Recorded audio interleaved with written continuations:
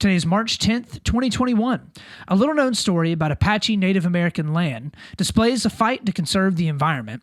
Meghan and Harry break the internet with an interview with Oprah, and Trump launches his attack on the GOP.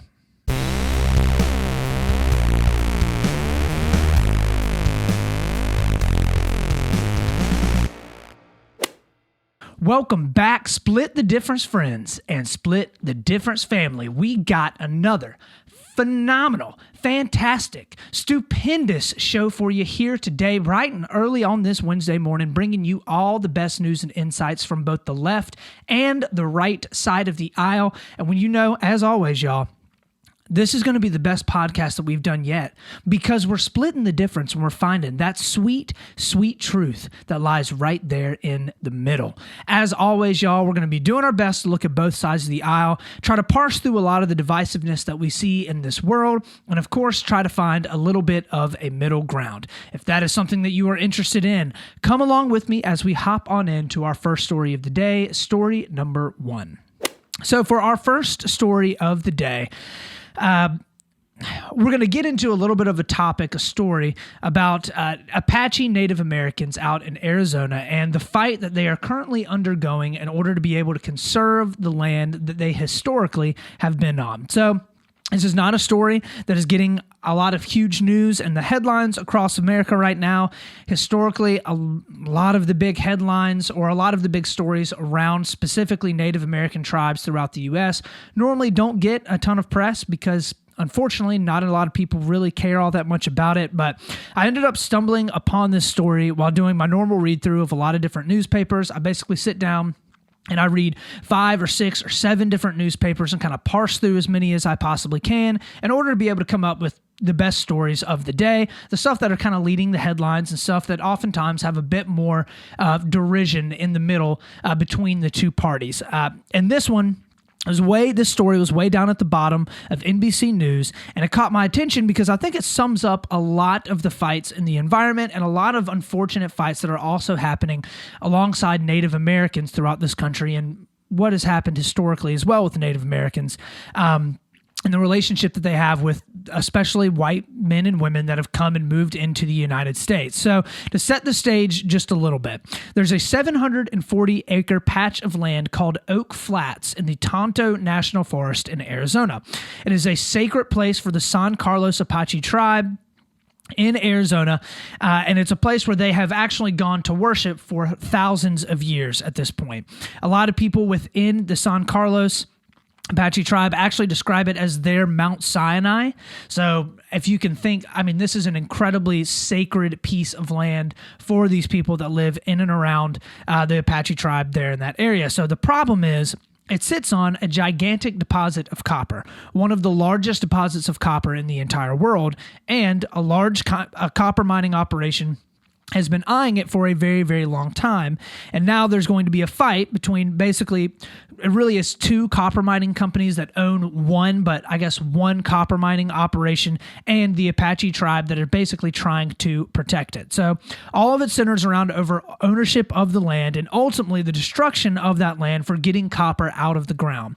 The land is currently in the process of being transferred over to Resolution Copper, which is that aforementioned large copper mining company. And there's a legal battle happening right now in order to be able to stop it, but it's looking fairly unlikely that the transfer is not going to be able to go through, as Resolution Copper has now poured over $2 billion into being able to get this pushed through the courts and for everything to get done, and has lobbied multiple members of Congress in order to actually get this thing handled and transferred over into their ownership. So, little more background. Who are the Apache Native Americans? So their reservation is about 130 miles outside of Phoenix. It sits on the outskirts of the Tonto National Forest and is actually named after the Tonto band of Apaches that lived in that area for hundreds and hundreds of years previous to the 1800s. So they lived there until around the 1870s when they were actually forcibly removed by American troops. Interestingly enough, the reservation is actually one of the poorest Native American reservations in the country, which is saying a lot because there is a huge problem with systemic poverty within the vast majority of the Native American reservations that we have here in this country.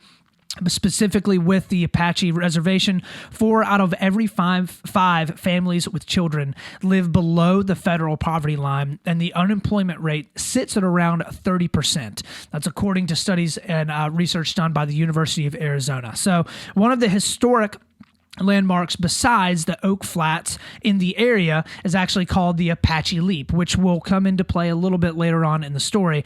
But it's named the Apache Leap because when their land was being taken in the 1870s, many refused to be taken from the land as prisoners of war by the American troops, and instead chose to jump off of a ridge to their deaths in order to avoid being taken as prisoners by the Americans. So it was coined and it was called Apache Leap because many Apache Native Americans actually leaped off of the ridge to their death at that location. So the area has been protected. The area, specifically Oak Flats and the Tonto National Forest, have been protected since 1955 when President Eisenhower declared the area off limits completely to mining. Then in 1971, President Nixon renewed the ban, but actually added a provision that said that it could be mined if it was traded into private hands or into private interests. So in 2014, then Senators John McCain and Jeff Flake of Arizona squeezed a really, really last-minute rider into a need-to-pass defense bill. You see this, and we talk about this a lot, where senators or House of Representatives will squeeze really, really small riders in on the very end of large spending bills or defense bills or something that need to get passed in order to be able to get stuff passed for their constituents or people that have lobbied them in the past.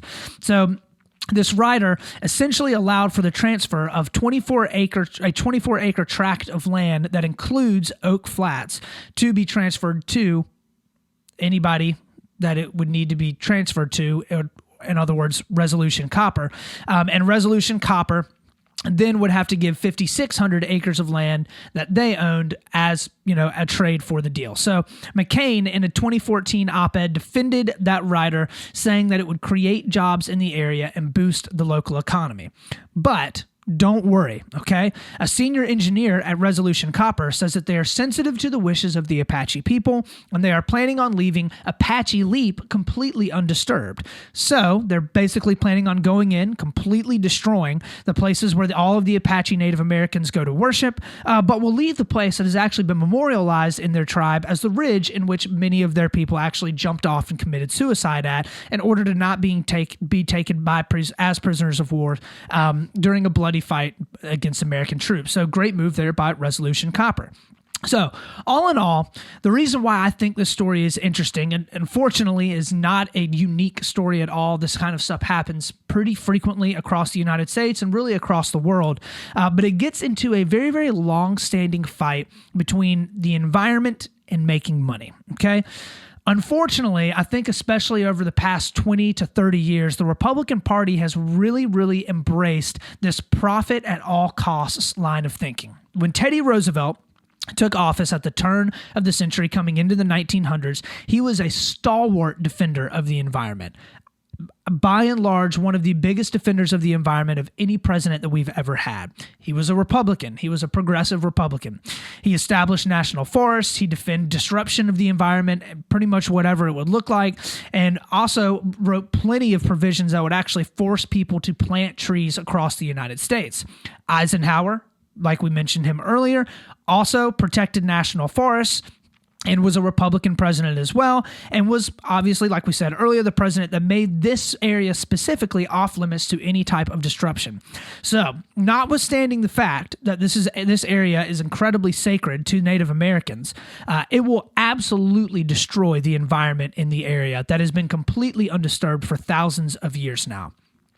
I have, and this is obviously much more of my opinion, but I have a serious beef with the refusal of many Republicans to see and acknowledge the fact that allowing companies to run absolutely rampant over the environment has devastating consequences that can't be reversed. There's no way that you can go back in time and repair the environment after it has been destroyed. There was absolute outrage over Biden not allowing the Keystone Pipeline to proceed, even though this pipeline very clearly was going to be going through and disrupting large swaths of the environment from, all the way up in the middle of the United States, all the way up to Alaska, right? Absolute outrage on the right side of the aisle. And Trump, all but completely gutted the EPA, the Environmental Protection Agency, on the premise, in a lot of ways, that climate change is a myth. We don't necessarily need the EPA. Well, we're doing better than a lot of other countries in the world. We don't need the Paris Climate Accords, which the Paris Climate Accords, in a lot of ways, I can definitely see an argument outside of just environmental change for why you wouldn't want to be involved in the Paris Climate Accords. That's a different argument all on its own. But pull away from and pull back any ideas or any thoughts that the United States government should be putting regulations on companies in order to be able to protect the environment that many corporations are very clearly destroying.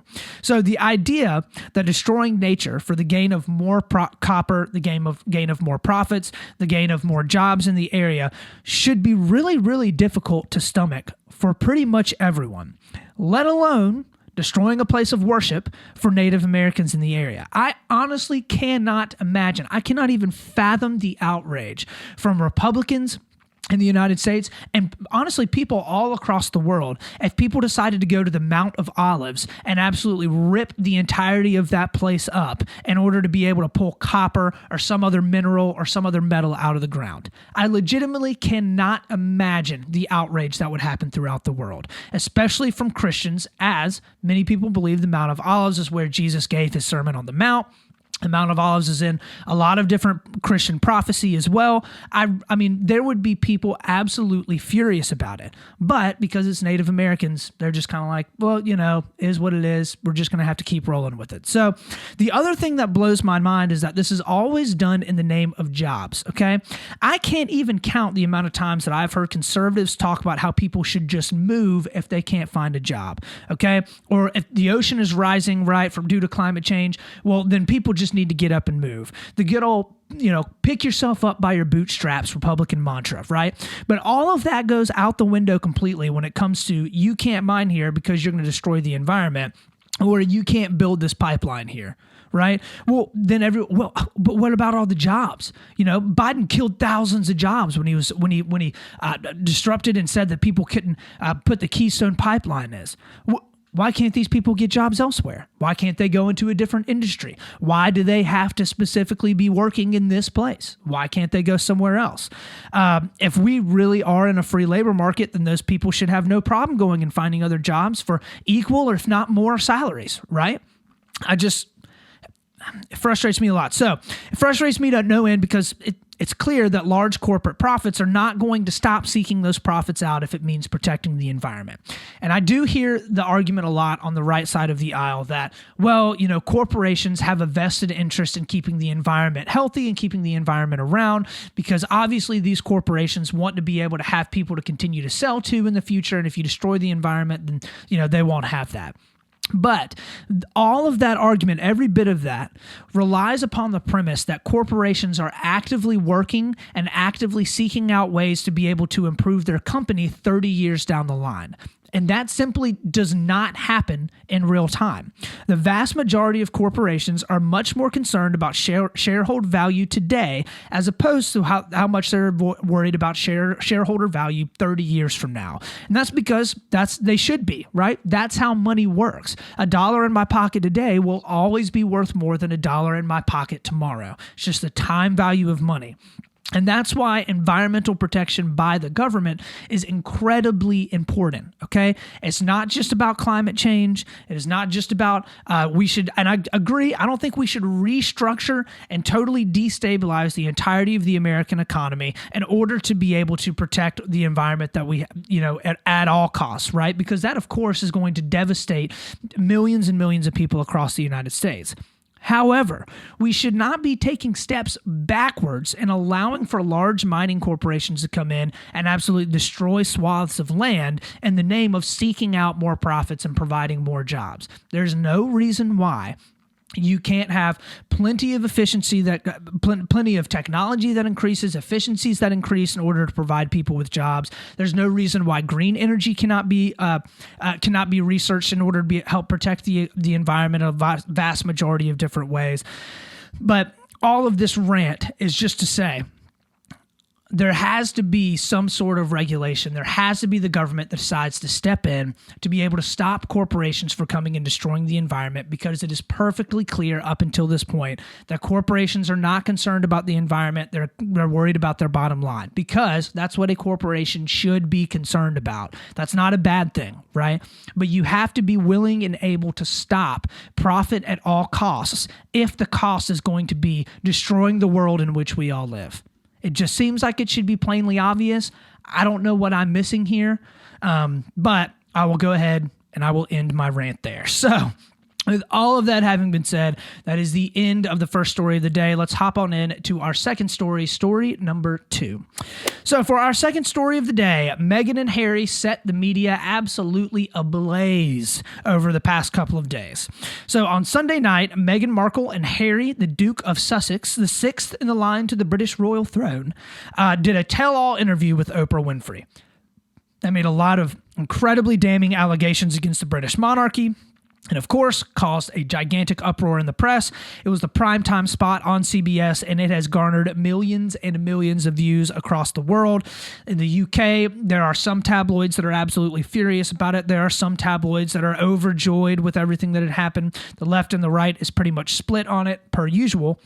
But it was an incredibly interesting interview. So some of the headlines in the United Kingdom were pretty inflamed, to say the least. Many of them were actually angry they even decided to do the interview, saying that a lot of the claims that were made were completely unsubstantiated. However, there were also leaders within the British Labour Party that have already asked for investigation into the royal family for some of the claims of racism that Meghan Markle actually pushed. So, what were some of the allegations? So first, she claimed that there was one member of the royal family that brought up concerns about the color of their baby's skin. Supposedly, someone within the royal family or on the royal staff, somehow related to or involved with the monarchy, came to her and told her or raised concerns that their baby, their child, would actually have darker skin and would, pretty much in some ways, I guess, mar the lineage of the royal family. They also claimed that they were cut off completely from security and also cut off from money from the royal family. And they spoke at length about how they felt ostracized and disrespected. Much of that centered around how Meghan felt like she was treated very poorly based upon the color of her skin. And they also made accusations that Meghan Markle was at one point suicidal and contemplating taking her own life, and the royal family refused to provide her with any sort of services because they were worried that if they did, word would get out and it would make the royal family look very, very poorly. So, of course, this has stirred up huge controversy on both sides of the aisle. The left applauded Meghan for being brave and coming out and speaking about racism that she had to endure. They said that she was a victim of oppression, and akin this to other sort of supposed systemic oppressions that all people of color feel throughout the West. The right, on the other hand, wholesale wrote it off as just a big publicity stunt. Didn't take them seriously. You shouldn't take them seriously because they can't be victims of oppression, being in the positions that they're in. And I think that you see this oftentimes on the right, that wealth is what is equated as to whether or not somebody has been oppressed or whether somebody has been treated very, very poorly. You can't be oppressed if you're wealthy is normally the mantra on the right. So what is interesting, I'll say in a couple things. So first, what's been interesting is how the right side of the aisle has taken the side of the British monarchy, which is really weird. I've heard a ton. I watched a long Ben Shapiro clip on this yesterday or today. Or actually, I believe it was yesterday morning. And Ben Shapiro went through and laid out the entire thing about why Meghan and Harry were stupid for doing this, all of the claims that he just didn't believe a lot of the claims, and about how Harry is really a big piece of trash because he's coming out and he's steamrolling over and, backing over the entirety of his family, which provided him with so much. And a lot of it, I think, is very simply because the right just decides that they're going to be against something that the left says that they're for. And as a result, they just have to be against it at all costs. So I've seen a lot of stuff on the right side of the aisle over the past couple of days that has actually been in support of a lot of the actions and supporting the British monarchy, which is so weird to me. The Republicans, who claim to be for, completely federalist government, right? Claim to be for this push for classical liberalism, right? And they are backing and defending a monarchy, which is probably one of the more archaic, authoritarian, like the things that you can even have within a society, even though the British monarchy at this point is pretty much just a figurehead. But what is also interesting here is there seemed to be a lot of conflation going on both sides. So the left has no doubt pushed hard the agenda of systemic racism on minorities. And in many cases, the woke mob, right, relies on upon different identity groups that are subject to different levels of oppression, not necessarily based upon what they specifically have gone through, but based upon the overall oppression that particular group has gone through. So this is what a lot of, I think, critical race theory kind of is centered around. Critical race theory involves a lot of storytelling and experiences of individuals to help write a narrative of what oppression looks like for the group as a whole. And granted, that is a very, very 30,000 foot level of critical race theory that I don't have time to get into it in length right now. But critical race theory basically says you use the experiences of individuals in order to help identify a group, and thus once you have that group that has been identified, you can then help that to inform how policy is written in order to lessen the oppression of those individuals. So the right is openly tired of hearing about oppression from minorities, okay? Most of what is said, especially by celebrities or, rich people that happen to be minorities, is completely wholesale written off because the primary gauge by which someone has decided to be oppressed is based on whether that person is doing well financially. So a lot of what it comes down to, I think, is the word oppressed or oppression. What's confusing to me is, especially for the attacks from the right, is that a black person can be incredibly privileged and have fantastic opportunities in life, right? And you also can be a white person and have absolutely zero opportunities in this life. You can also be a really rich black person that has done very, very well financially and still feel the awful effects of racism. Like, just because Meghan Markle is very rich, right, doesn't mean that she doesn't feel the effects and the stings and the bitterness of what racism actually brings. I don't care how much money I have. If my in-laws came and communicated to me that they didn't want my child to have the same skin color of me, that would be absolutely horrible. No amount of wealth in this world is going to make me feel better about that. Just isn't. I'm going to probably feel oppressed. I'm probably going to feel judged, ostracized, probably feel pretty horrible if a situation like that were to come up or if that were to occur. Yes, I agree. Harry and Meghan are not going to be hurting for money anytime soon, but that doesn't mean that they can't talk about how much it sucks to be treated differently because Meghan is black.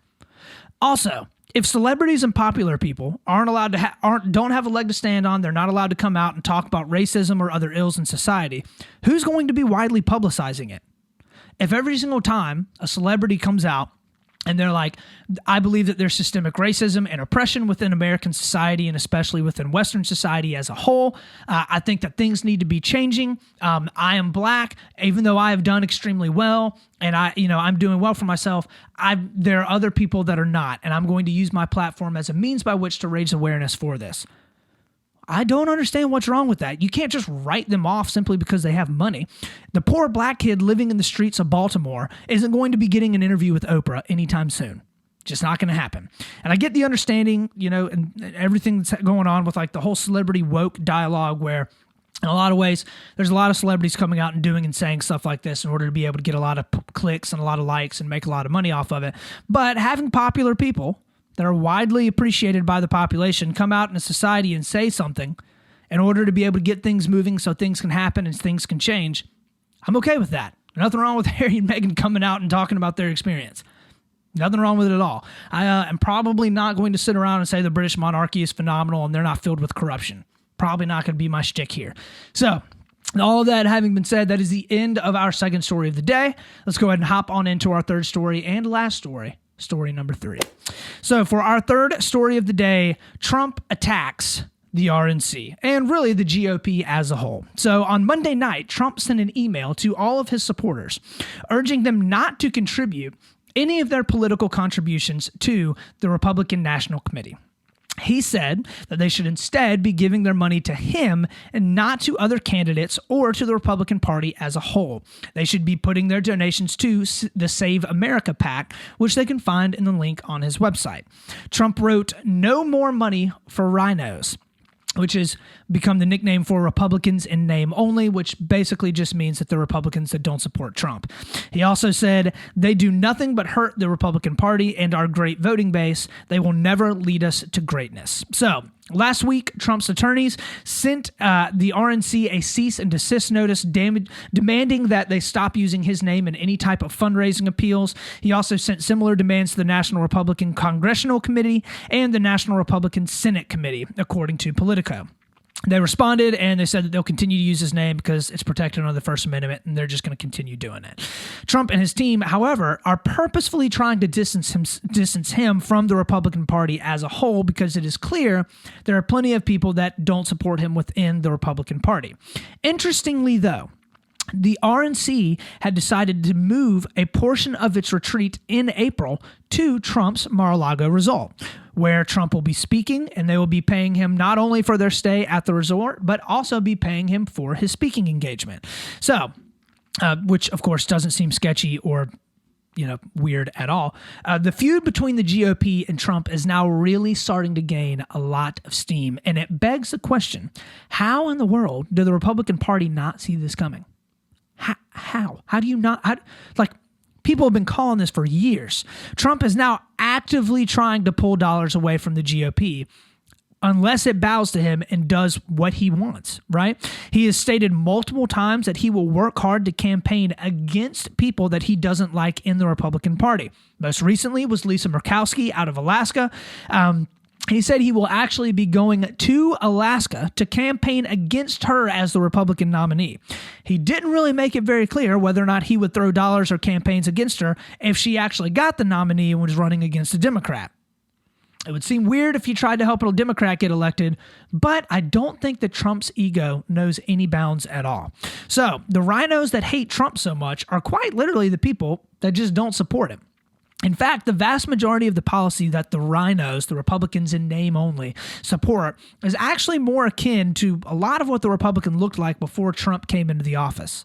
Okay? Before Trump assumed the presidency, the Republican Party looked a lot like what Mitch McConnell pushes right now. Like, Mitch McConnell has been the face of the Republican Party for a little while now. It's funny because Mike Pence is now being called a rhino, because Mike Pence went against Donald Trump and certified the electoral ballots. If Mike Pence is not a Republican, we don't have a definition of what a Republican is anymore. So the big catch is whether or not Trump actually has the support to destroy the Republican Party.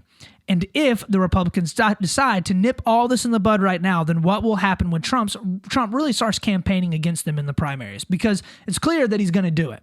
So if the Republican Party decides to come in right now and they're like, all right, Trump is purposefully trying to pull ad dollars away from us.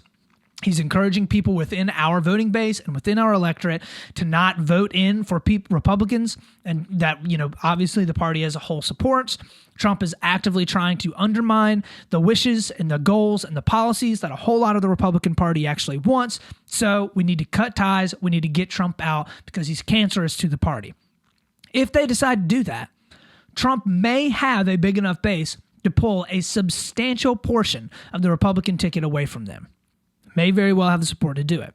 However, they might fare much better in the primaries if they did it. Because, as I've said before, I think that if Trump is not on the ballot, okay, if it's not Trump's name underneath there, people don't really care all that much. In fact, a lot of the people that actually Trump went and campaigned the hardest for ended up doing the worst in the 2020 elections. So if the Republicans are able to pull back and disassociate themselves with Trump wholeheartedly, maybe they get through this. Definitely wouldn't be winning any presidency in 2024, but they'd be able to establish at least control over the voting base in the midterm elections. We will have to see how all of that ends up working out, though. I don't have the most faith that that's actually what's going to happen. So with all of that having been said, that is the end of our third story of the day. Let's go ahead and hop in to our last segment, something that made me smile. So normally, I know, on Wednesdays, many of you may be thinking right now, what happened to the bro what? Well, I honestly didn't have a bro what this week because I'm sure there's a bunch of crazy stuff that happened, but I just didn't see anything that was going to be super funny. However, I did have something that made me smile, and that is starting the show Modern Family. Many of you may have watched this show before. It is hilarious, okay? The show is so funny. I'd seen bits and pieces of it over the years, but my wife and I started watching it again like late last week and have been binging it, and it is hysterical. I've been absolutely cracking up over this show. And it's funny because, I mean, this show was on for, I think, 11 seasons. It is a lot of great writing, a whole lot of funny stuff, and it's kind of just getting better and better. Obviously, I'm not all the way through it. I'm only on season 2 right now, but if you've never watched it, you totally should go give it a watch because it is pretty hilarious. So with all of that, that is the end of our show today. Thank you so much for stopping by and for checking us out. As always, y'all, find me on my Instagram at Split the Difference Podcast. I'm on Facebook and YouTube as well at Split the Difference. I'm on my website at splitthedifference.com. That's with 1 T. Go and find me and give me as many drop as many likes and subscribes and 5-star reviews as you possibly can, because that helps me to curate content that all of y'all love, and it also helps me to be able to get in the ears of listeners that may otherwise never hear about me. Remember, guys, as always, we are going to do our best to stay level-headed. We're always going to be reasonable, and of course, we're going to split the difference. This is Austin Taylor.